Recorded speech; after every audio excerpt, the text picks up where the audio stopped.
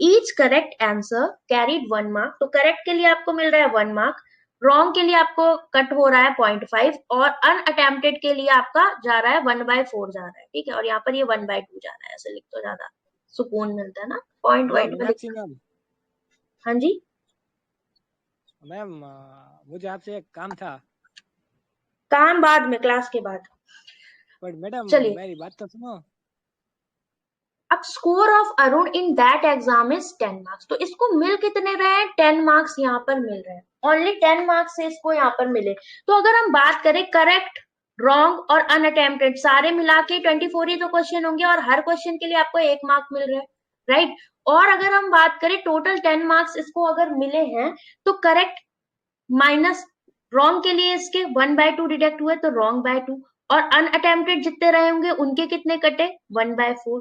तो ये कितना आ गया आपका यहाँ पर? ये आपके टोटल 10 मार्क्स आ गए। ठीक, ये मेथड है जो हमें फॉलो करना है, बिकॉज आपके एग्जाम में नेगेटिव मार्किंग बेस्ड डीआई आ जाती है, कभी क्वेश्चन आ जाता है। ये कॉन्सेप्ट है जो आपको समझना है। आपका एग्जाम भी होता है तो आप क्या करते हो, जितने नंबर ऑफ क्वेश्चन, मान लो आपने 4 रॉन्ग अटेम्प्ट किए, ठीक, आपने 10 क्वेश्चन सही किए तो उनका 1 नंबर मिल गया। 4 रॉन्ग आपने अटेम्प्ट किया और उनका आपका कितना कट रहा है? 0.25 कट रहा है। तो आप क्या करोगे? 1/4, मतलब आपका 1 नंबर यहाँ पर माइनस हो जाएगा कि नहीं हो जाएगा? ये चीज समझते हो कि नहीं, कि 1/4 आपका माइनस होता है। तो हर क्वेश्चन का क्या होगा? ए 4 मीनाक्षी क्वेश्चन पे आपका क्या कटा है यहाँ पर? मैम, 1 नंबर कटेगा कि नहीं कटेगा? 1/4 का मतलब ही यही हुआ। नाउ अब अगर एक तो ये मिल गया आपको, दूसरा ये मिल गया, ठीक, क्वेश्चन कुछ भी बन सकता है, इसलिए अप्रोच क्वेश्चन की ध्यान रखिए। अप्रोच नहीं आएगी, मेंस में फंसोगे, क्योंकि वो ऐसे आपके ऑप्शन ही बना देगा कि आप गलत करके हो, राइट। 4 एलसीएम, तो ये 4 टाइम्स ऑफ सी, 2 2 4, तो 2w माइनस का u, और ये 40 इधर चला जाएगा, ठीक। ना इन दोनों में आप क्या देख पा रहे हो? u एलिमिनेट हो सकता है, बिकॉज u है ये प्लस का और ये माइनस का u, बोथ को ऐड कर दो तो 5c माइनस का w is equal to what? 24 और 40 64। That means you have this one, right. अब आपसे कहा है क्या minimum possible number of unattempted question is 4। तो अगर मैं आपसे बोलूं 5c इज इक्वल टू क्या है? 64 plus w, that means value optimization का केस आपको दिख गया कि नहीं दिख गया यहाँ पर? अब बताओ, w की वैल्यू रॉन्ग आपका मिनिमम से मिनिमम 1 हो सकता है कि नहीं, राइट। 1 अगर रॉन्ग हुआ तो 5c is equal to 65, so c is equal to what? 30। और ये 13, ये 1, तो यहाँ पर जब रखोगे इस वाली इक्वेशन में, तो यहाँ पर जब आप माइनस करोगे 13 1 14, 14 जब इधर से आप माइनस करोगे तो अनअटेम्प्टेड कितने आ जाएंगे? 24 में से आप 14 माइनस करोगे तो अनअटेम्प्टेड आपके 10 आ जाएंगे। तो क्या ये पॉसिबल है वैल्यूज? भाई definitely it will be possible, because आपसे बोला है अनअटेम्प्टेड 4 होने चाहिए मिनिमम, और रॉन्ग बोला है 6। तो अब नेक्स्ट क्या रख सकते हो w की वैल्यू? क्या w की वैल्यू 2 रख सकते हो? 4 to 6, तो 66 5 से, मतलब जो भी इधर लोगे वो क्या होना चाहिए? 5 का मल्टीपल होना चाहिए ना टोटल। 5 के मल्टीपल में यूनिट डिजिट में या तो 0 आना चाहिए या 5, तो 65 में तो 5 ले आए। अब इसके बाद आपको 5 ऐड करना पड़ेगा इसमें, मतलब w की वैल्यू यहाँ पर 6 लेनी पड़ेगी, तब 6 4 10 70 आएगा। 70 आएगा तो 5c इज इक्वल टू 70, तो c इज इक्वल टू 14, और ये 20 यहाँ पर गया तो u 4 आ जाएगा। नाउ अनअटेम्प्टेड अब आपके 4 आ रहे हैं, then you can relate this part. क्यों? क्योंकि रॉन्ग यहाँ पर 6 है।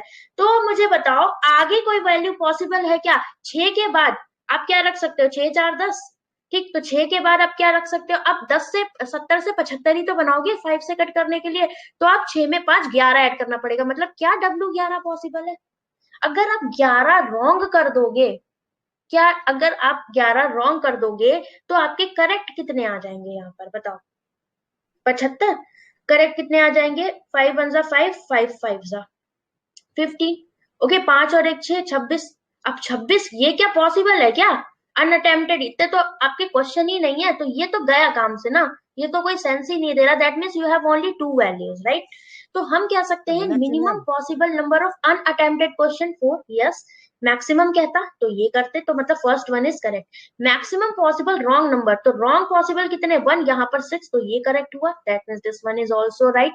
Difference between minimum and maximum possible number of correct question, तो 13 और 14 का डिफरेंस 1 आएगा ना कि 2 आएगा, तो ये गलत हो गया। तो only 1 and 2।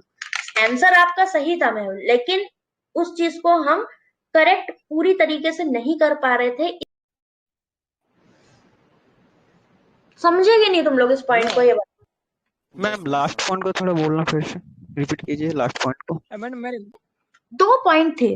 To second equation I think आपको थोड़ी कम समझ में आई होगी। यहाँ पर रॉन्ग का आपका हर रॉन्ग क्वेश्चन पे 1/2 जा रहा है ना, तो रॉन्ग पे क्या इंटू 1/2, बिकॉज उसका आपको आधा ही नंबर मिलना है ना भाई, आधा उसका डिडक्ट होना है। सॉरी, मान लो आपने यहाँ पर 2 क्वेश्चन रॉन्ग अटेम्प्ट किए, ठीक है, तो आपका क्या जाएगा, 1 नंबर कट जाएगा ना।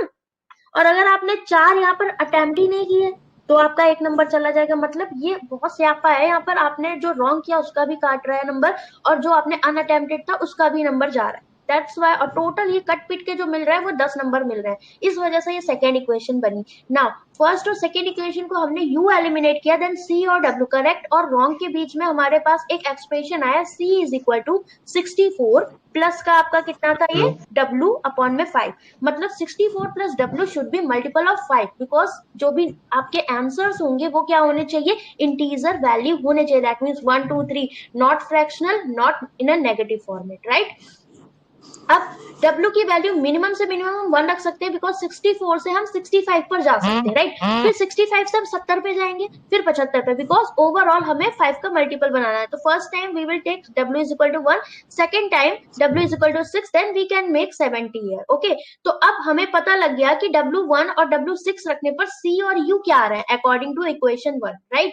ये आ गया। अब जैसे ही W इज इक्वल टू 11 रखोगे, दैट मीन्स 75 बनाओगे, then you will get W11 C15। Total number of questions 26 हो गए ना। और ये तो पॉसिबिलिटी ही नहीं, because total number of question 24 है। दैट मीन्स आगे के केस रिजेक्ट हो जाएंगे। That means only 2 possible things, maximum and minimum. तो मैक्सिमम के लिए आपको पता है W दो तरह की वैल्यू आई है। अगर मेरे से मैक्सिमम रॉन्ग नंबर पूछेगा देन 6, मिनिमम रॉन्ग पूछता है then 1, maximum correct 13, sorry minimum correct 13, maximum correct 14, और डिफरेंस दोनों का 1। That means we have exactly things here. अगर हम इसको प्रॉपर किसके थ्रू जाते हैं, प्रॉपर सॉल्यूशन के थ्रू, बिकॉज इंपॉर्टेंट है ये चीजें जानना।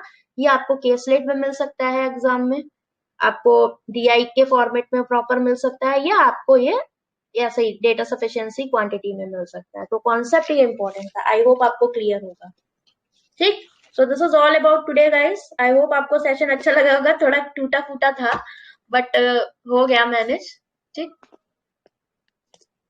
तो चलो स्टॉप करते हैं, ठीक। बाकी देखो ढंग से क्लास करनी है, देन कनेक्ट हो आप किस पर, यूट्यूब पर, ठीक, 11 AM क्लासेस पे, बिकॉज ये बहुत इंपॉर्टेंट है। आपको अभी पता नहीं लगेगा, जैसे ही आपके 10 से 15 दिन भी आपने कॉन्टिन्यूसली कर लिया, भले रिकॉर्डेड करो या लाइव करो, आपके मार्क्स में मार्क्स इंक्रीज होंगे। और आपको मेंस के लिए भी प्रैक्टिस कम करनी, मतलब मेंस की अर्थमेटिक आपकी ओवरऑल हो जाएगी, इतना मेरा आपसे प्रॉमिस है। आप चले, क्योंकि आरआरबी का लेवल उतना नहीं आता जितना मेंस का आता है, उतना हम कर लेते हैं, ठीक है।